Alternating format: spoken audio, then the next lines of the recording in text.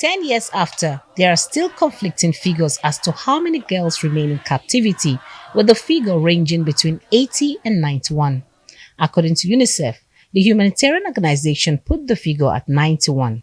The Borno state government says the number of girls still missing is 89, while the figure from some of the girls who fled to Adamawa State say about 80 of the schoolgirls are yet to be rescued.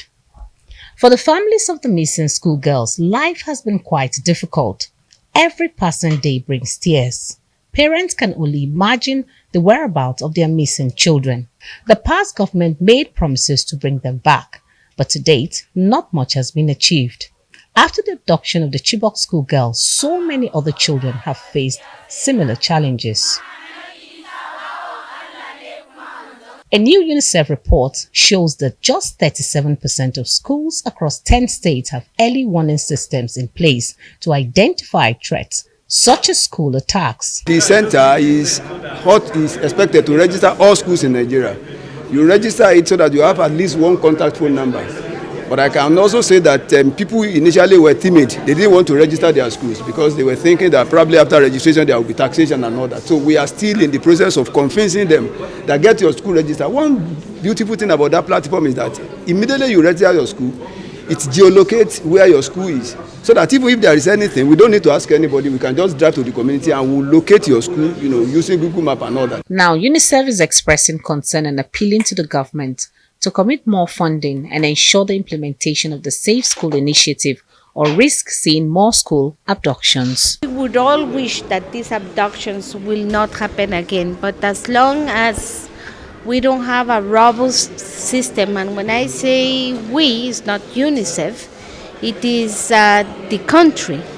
As long as the country doesn't have a robust system of safety nets to protect their children from being kidnapped, we cannot say this is solved. To understand the extent to which the minimum standards are actually being implemented.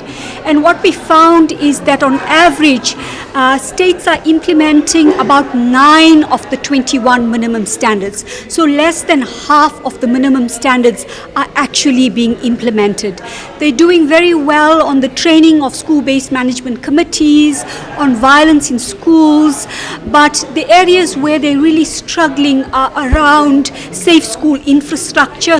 The Nigerian government, on its part, is promising to ensure that the 15 billion naira earmarked in 2023 for the Safe School Initiative is monitored and implemented. We have built a capacity of all the security agencies across the country, and even the Nigerian police, we supported from the releases. They are able to buy 200 motorcycles that are deployed in the states. And also, if you look at the plan closely, we have the funding gap is expected to come from states and the local government. With these growing challenges, there is a call for the government, partners, and the international community to take decisive action to ensure safety for all children. Punarman Benjamin, Arise News.